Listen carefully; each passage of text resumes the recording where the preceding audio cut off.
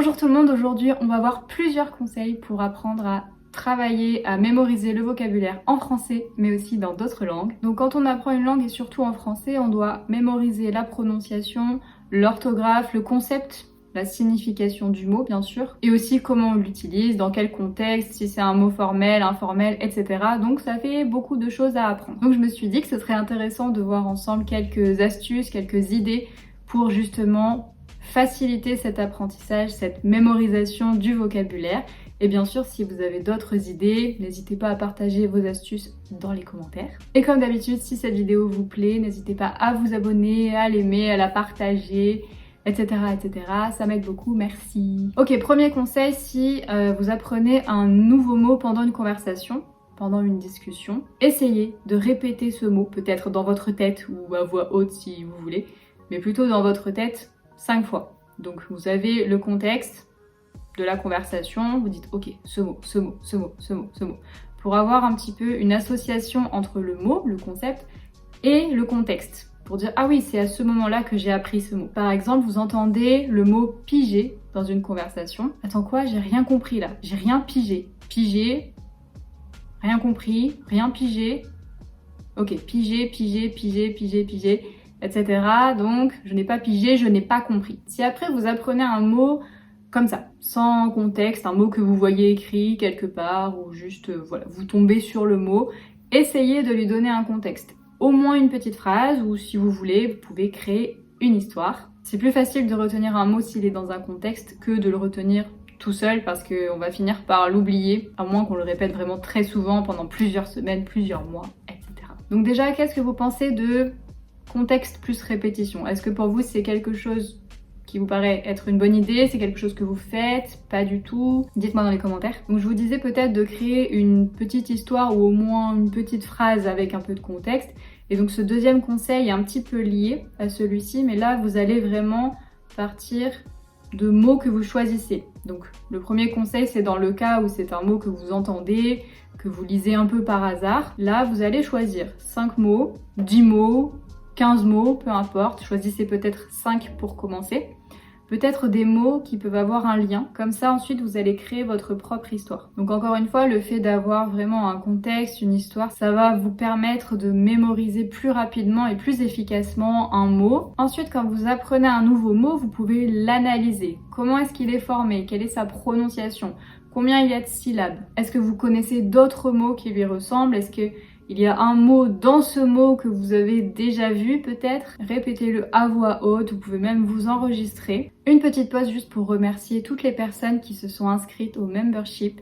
Donc je vous explique. À travers le site Ko-fi, vous pouvez décider de me payer un café, donc plutôt un thé pour moi, mais t'as compris. En donnant ce que vous voulez, vous aurez accès à des ressources inédites, exclusives, rien que pour les utilisateurs de Ko-fi. Il y a aussi la possibilité de vous inscrire au membership. Donc c'est un paiement par mois, il y a 3 différents niveaux. Selon ce que vous choisissez, vous pouvez avoir une petite pub, un remerciement dans la vidéo comme aujourd'hui.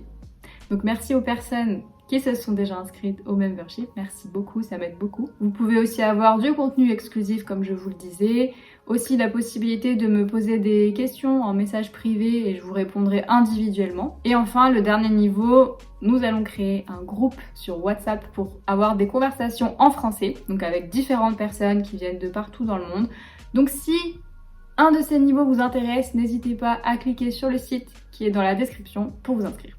Un autre conseil que je fais aussi assez régulièrement, c'est choisissez un nombre de mots que vous allez apprendre par jour, donc 3, 5, 12, 25, comme vous voulez, peut-être pas beaucoup quand même, et écrivez-les sur un calendrier, ça peut être papier, ça peut être sur votre téléphone, peu importe, mais écrivez-les chaque jour, comme ça, à la fin d'une semaine, vous pouvez revoir toute la semaine, à la fin du mois, vous pouvez revoir tout le mois, vous pouvez les catégoriser. La première semaine du mois de mai, vous pouvez dire ok, bah là j'apprends tout le vocabulaire des choses qu'on peut trouver dans un salon. Là encore, vous pouvez utiliser l'astuce de créer une histoire ensuite, donc avec le vocabulaire du même thème ou qui n'est pas du même thème, mais sur le mois, sur la semaine, donc selon comment vous utilisez votre calendrier. Un autre conseil plutôt classique, créer des petites cartes, des flashcards.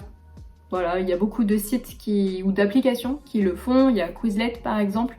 Même chose, ça peut être par catégorie, ou alors vous pouvez apprendre une semaine que des noms, que des adjectifs, que des verbes. Vous pouvez les créer vous-même, peut-être sur papier, les écrire. Ça dépend de votre envie, ça dépend de votre manière d'apprendre évidemment. Parfois le fait de les écrire à la main, justement, ça permet de mémoriser plus vite. Quand c'est possible, vous pouvez aussi utiliser des images. Vous n'êtes pas obligé de toujours tout traduire dans votre langue maternelle.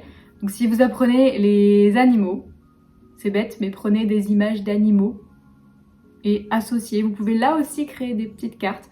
Donc je sais pas, le tigre et derrière le mot. Ou la prononciation, peut-être en phonétique si vous connaissez la phonétique. Et essayez, vous pouvez faire des jeux comme ça. Donc ça c'est quoi, ça c'est quoi, ça c'est quoi. Vous pouvez jouer à plusieurs même.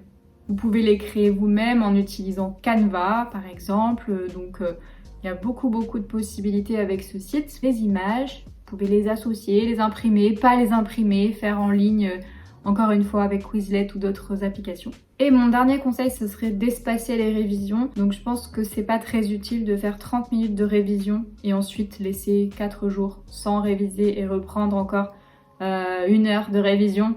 Essayez plutôt même juste 2 minutes, un petit peu tous les jours, de revoir ce que vous avez vu la dernière fois.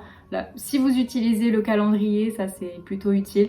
Donc prenez la fin de la semaine et revoyez toute la semaine. Donc voilà, c'était juste quelques idées pour vous aider à mémoriser, à travailler le vocabulaire que vous apprenez en français ou dans d'autres langues. N'hésitez pas à me dire dans les commentaires si vous avez d'autres idées, si vous utilisez les mêmes choses que moi ou pas du tout. Et on en discutera un petit peu. Et encore une fois, si cette vidéo vous a plu, vous pouvez vous abonner pour ne pas rater les prochaines vidéos. Retrouvez-moi aussi sur tous les réseaux sociaux, Instagram, TikTok, Twitch, etc. Et en attendant, je vous dis à très bientôt pour une nouvelle vidéo.